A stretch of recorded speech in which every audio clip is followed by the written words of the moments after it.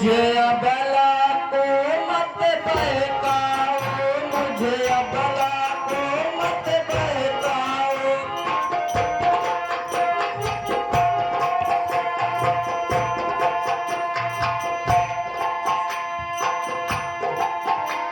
सच तो है या सौगंध राम की, खा जाओ।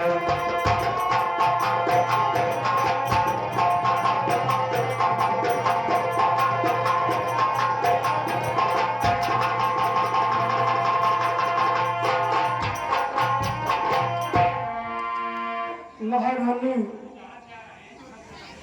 तुम्हें राम इतना प्रिय था कि जब तक उसके मुंह में तुम निवाला न डाल दो, तुम जब तक नहीं ग्रहण करती थी। आज तुम्हें उस राम के सौगंध की जरूरत आन पड़ी है, तो ठीक है महारानी, अगर तुम बिना राम के सौगंध के वचन नहीं मांगोगी तो मैं सुनिए। बोलिए महाराज।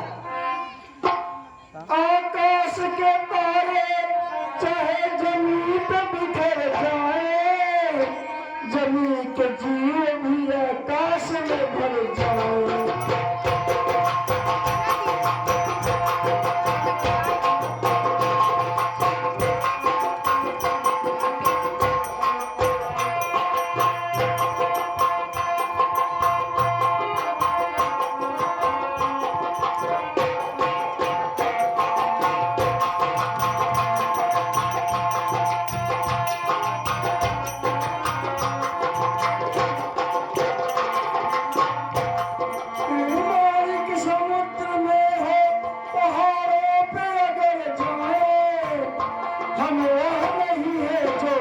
से अपनी जन्म कर जाओ।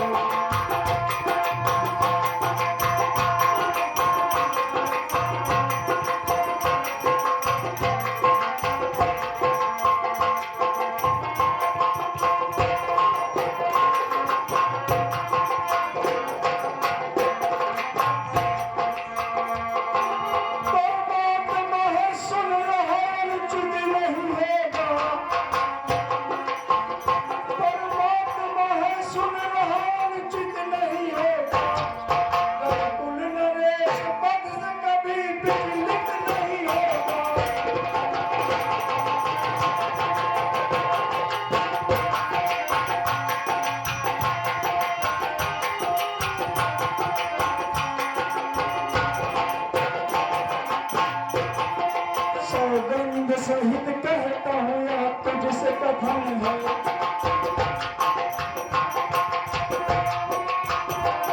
सौगंध सहित कहता हूँ या तुझसे कथन है, या वीर प्रतिज्ञा है शक्ति का वचन।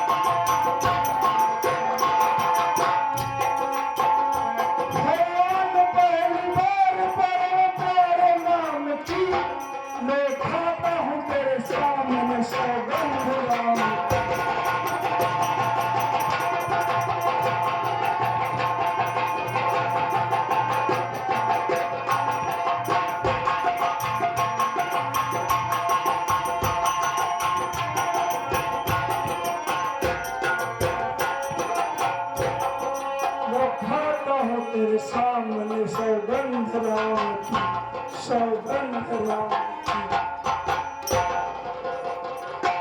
अब लगता है मेरे 2 वचन मिल जाएंगे। लो सुनो प्राणपति प्राणनाथ, वाथाती आज मांगती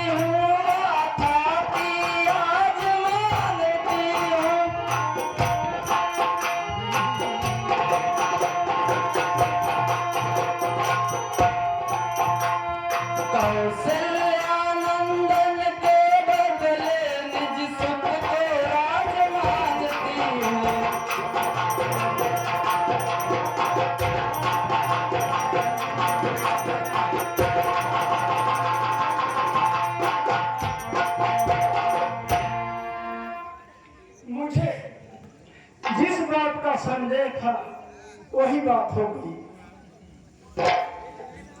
अपना और पराया आज तक दशरथ के महल में नहीं था। आपका भी स्वागत है। अपना और पराया आज दशरथ के यहाँ भी आप पहुंचे हैं तो ठीक है। मैं तो सोचता हूँ कि दशरथ भारत जो कि विश्व भरा पूरे विश्व का भरा पोषण कर सकता है, लेकिन वो एक छोटे से गांव का राजा बनकर के क्या करेगा।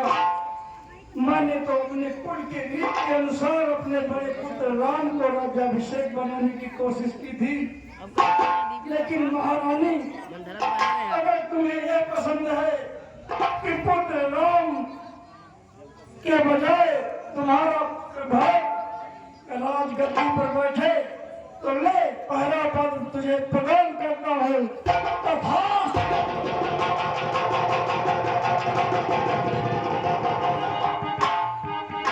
ऋण जो की है दूसरा है मेरा, सो सुन लो कंपित मत होना। यदि छत्री नरेश कहलाते हो तो सबसे विचलित मत होना।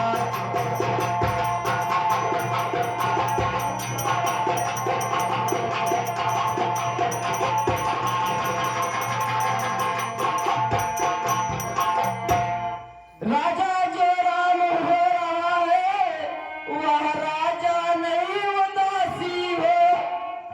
कल ही से 14 वर्षों को तपसी कर वनवासी हो।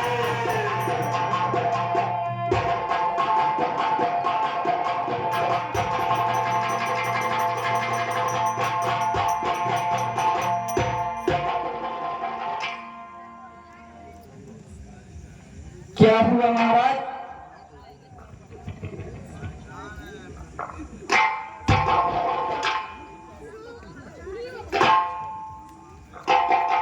महारानी ये तुमने क्या मान लिया महारानी? महारानी ये तुमसे उम्मीद नहीं थी। एक दशरथ नरेश पत्नी के मोह में पुत्र कर्म की सौगंध खा गया और तूने आकर के इस माहौल में उसको फंसा दिया महारानी, फंसा दिया। महारानी ये तुमने ठीक वर्ण नहीं मांगा है। प्रिय मैं तुमसे कुछ कहना चाहता हूँ, ध्यान से सुनो। कहो स्वामी। सब पुत्र पिता के हैं समान, दुनिया यह बात जानती है भरत राम एक ही मुझे इसकी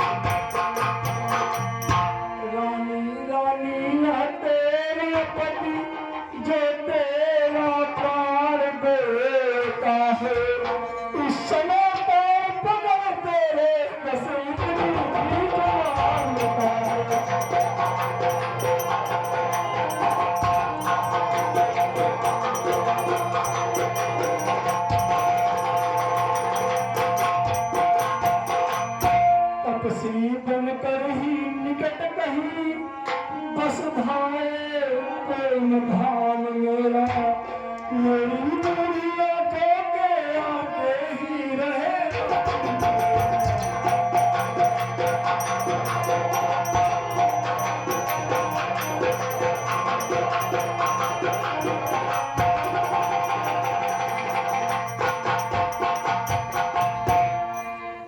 महाराज रघुकुल रीत सदा चली आई, प्राण जाए पर वचन न जाए।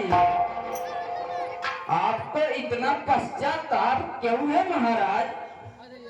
तब तो बड़े उदारता से कह रहे थे मांग कह गई मांग, मैं तुमको 2 वर देता हूँ। क्या आप समझते थे महाराज मैं एक राजघराने की हूँ और एक राजा की पत्नी हूँ, यानी तुम्हारी पत्नी महाराज। क्या आप सोचते थे कि ये महारानी 2 मुट्ठी चरचरे न मांगेगी? नहीं महाराज, 2 वर जो मैंने मांगे हैं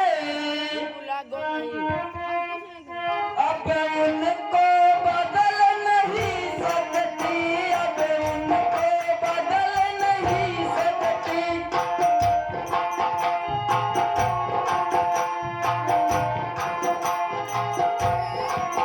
पड़ गई रेत जो पत्थर पर बोने से निकल नहीं सकती।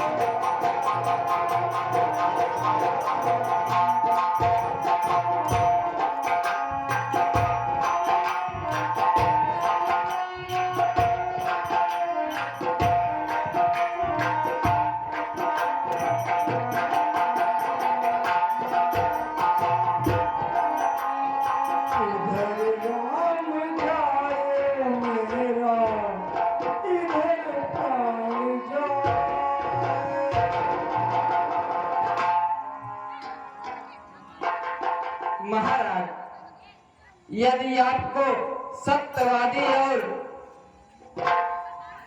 महाराज सुनिए मेरी बातों को। महाराज यदि आपको सत्यवादी और दानी का इतना अभिमान है तो मैं हाँ करने में इतनी झुंझुलाहट। महाराज और बेचैनी क्यों है आपके चेहरे पर? मैं आपके पूर्वजों की एक बात बता रही हूँ, इसे ध्यान से सुनिए महाराज। सत्यवादी था निर्भय चंद्र, सततजा न संकट में, जिसकी सच्चाई का चिराग जगमगा रहा है मरकट में। दूसरे थे महाराज दधी सिद्ध थे, जो नहीं सोचते थे अपना रक्षा पर एक कबूतर के खुद मांस तोलते थे अपना। तीसरे हुए श्री युद्धदीप जी, जो स्वयं दान का लेते हैं, रक्षा पर जाकर इंद्र जब आकर मांगता है तो हड्डी अपनी दे देते हैं। मैं हरिचंद्र हमें हरिचंद्र जैसा मरघट का वास न मांग रही, शिवदत्ती जैसा हड्डी या मांस न मांग रही। मैं मांग रही हूँ अपना कर्जा, जो देना तुमको वाजिब है। तुम हरिचंद्र के कुल के हो तो दे दो, यही मुनाजिब है।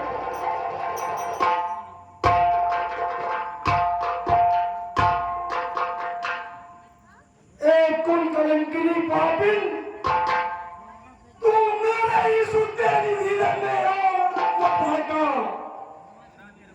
तुम जिस प्रकार से मेरे पूर्वजों को का नाम असभ्यता पूर्वक ले रही है, इस दशरथ के हृदय में धड़का रही है।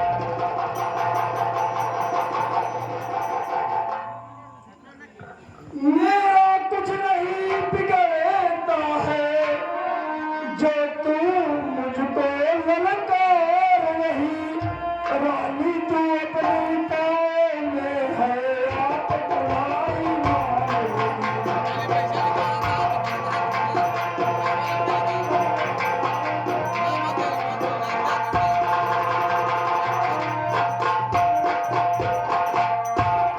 आज नहीं आपे में है, जिस दिन आपे में आएगी।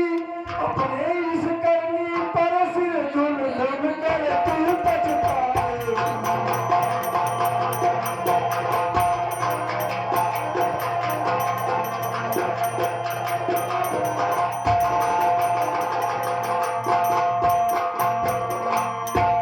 अच्छा जो होना है होगा, उसकी अब मुझे न चिंता है।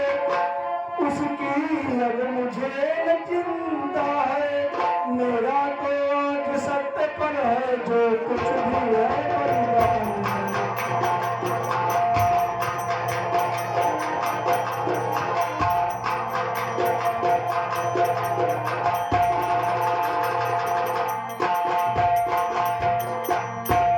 रानी रानी आंचल पसार,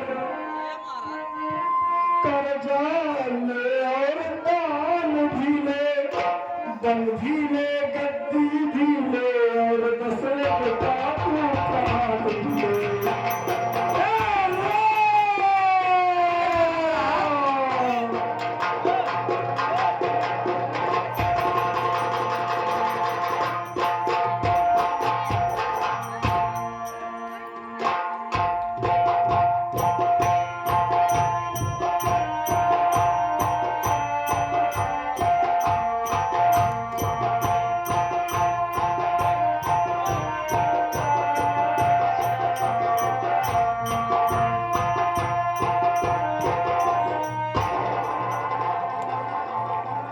महारानी की जय हो। खुश रहो मंत्रीवर। महारानी, राम के राज्याभिषेक की तैयारी पूर्ण हो चुकी है।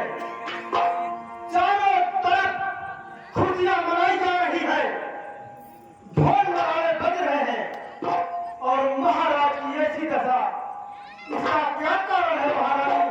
हमें बताएगी, कृपा करें महारानी।